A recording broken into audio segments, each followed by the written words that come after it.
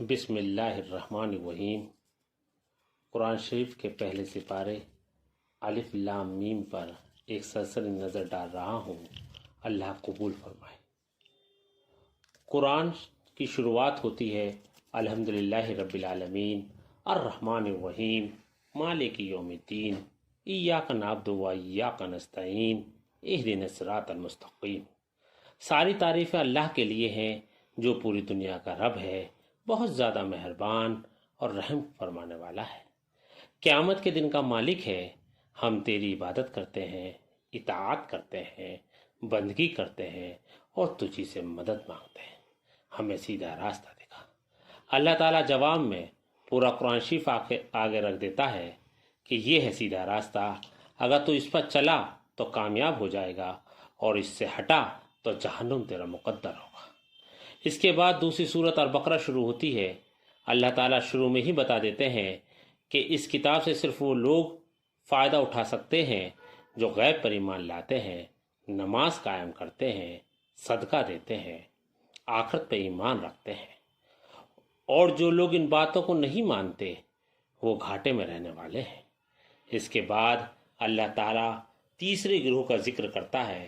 یہ وہ لوگ ہیں جو مسلمانوں کے ساتھ ہوتے ہیں تو کہتے ہیں ہم ایمان لے آئے، اور جو کافروں کے ساتھ ہوتے ہیں تو کہتے ہیں ہم تمہارے ساتھ ہیں، مسلمانوں کے ساتھ تو ہم مذاق کر رہے تھے۔ آج بھی یہ منافق لوگ بہت خطرناک ہوتے ہیں، ان کی پہچان صرف اللہ کو ہے۔ اگر کوئی بھی فرد کہتا ہے میں مسلمان ہوں تو ہمیں کوئی حق نہیں پہنچتا کہ ہم اسے کافر بتائیں۔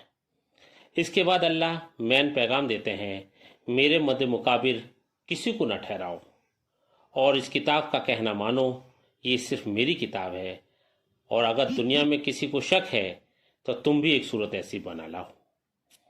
اس کے بعد اللہ تعالیٰ نے انسان کی تخلیق کا ذکر کیا ہے۔ فرشتوں سے کہتا ہے کہ میں دنیا میں انسان بنانے والا ہوں جو اپنی مرضی کا مالک ہوگا، چاہے اچھا کام کرے یا غلط کام کرے اس کے اختیار میں ہوگا۔ فرشتوں نے کہا اس سے نظام بگڑ جائے گا، وہ خون ریزیاں کرے گا۔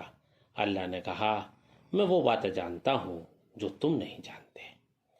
پھر اللہ نے آدم علیہ السلام کو مٹی سے بنایا، فرشتوں سے کہا اس کے آگے جھک جاؤ۔ ابلیس نے انکار کر دیا اور نافرمانوں میں شامل ہو گیا۔ آدم اور اس کی بیوی جنت میں رہنے لگے۔ اللہ نے ایک خاص پیڑ کے پاس جانے سے منع کیا تھا، مگر ابلیس نے اسے بہکا دیا اور وہ اس پیڑ کے پاس چلے گئے۔ اللہ ناراض ہو گیا اور انہیں دنیا میں بھیج دیا۔ اللہ نے فرمایا آدم علیہ السلام نے توبہ کی اور ہم نے اس کی توبہ قبول کر لی اور اس زمین پر بھیج دیا ایک مقرر وقت کے لیے۔ جو میرا کہنے پر چلے گا وہ کامیاب ہوگا اور جو نافرمانی کرے گا اسے میں جہنم کا عذاب دوں گا۔ یہاں یہ بات قابل ذکر ہے کہ ابلیس کے بہکانے سے یہ دنیا نہیں بنی، بلکہ اللہ نے اسے ایک خاص مقصد کے لیے بنایا ہے، کیونکہ اللہ کہتا ہے کہ میں نے ان کی توبہ قبول کر لی۔ اللہ نے فرمایا صبر اور نماز سے مدد لو۔ نماز مشکل کام ہے، مگر جو قیامت کے دن یقین رکھتے ہیں ان کے لیے کوئی مشکل نہیں۔ اللہ نے موسیٰ علیہ السلام بنی اسرائیل کے بارے میں لمبی گفتگو کی ہے جو تقریباً 10 رکوع میں ہے۔ پوری تفصیل بتانا اس وقت ممکن نہیں ہے، مگر یہ ان لوگوں کا جواب تھا جو کہتے تھے کہ اللہ کوئی نشانی کیوں نہیں اتار دیتا جسے دیکھ کر سب لوگ مسلمان ہو جائیں۔ اللہ نے بتایا کہ میں نے بنی اسرائیل کو کیسی کھلی کھلی نشانی دی، مگر انہوں نے موقع ملتے ہی نافرمانی کی۔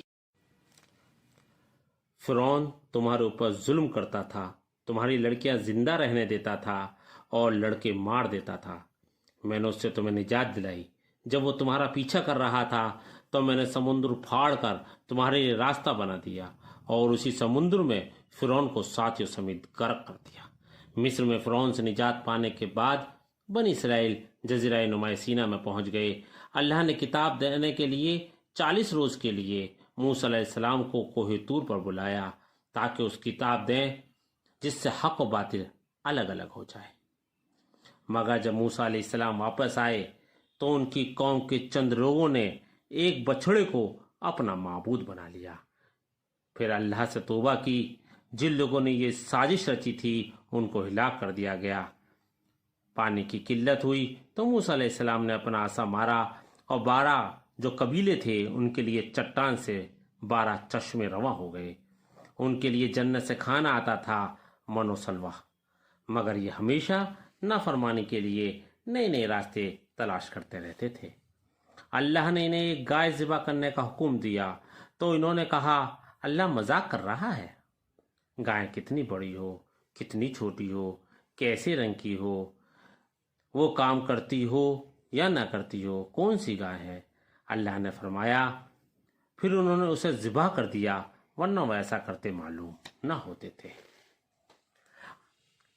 اللہ نے فرمایا موسیٰ علیہ السلام کے بعد بھی ہم نے پے در پہ رسول بھیجے، مگر جب انہوں نے تمہارے نفس سے الگ کوئی بات بتائی تو تم نے انہیں جھٹلا دیا اور کسی کو قتل کر ڈالا، اور تمہیں لگتا ہے کہ تم سچے ہو اور جنت پکی ہے تو تم موت کی دعا کیوں نہیں کرتے؟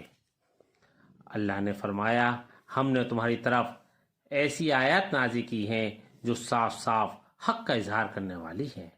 ہاروت و ماروت 2 فرشتے آئے تھے جو الگ تعلیم دیتے تھے، مگر لوگ ان سے وہ باتیں سیکھتے تھے جو ان کے حق میں بری تھیں۔ شوہر اور بیوی میں جدائی کیسے ڈالی جائے، یہ ایک آزمائش تھی تمہارے رب کی طرف سے۔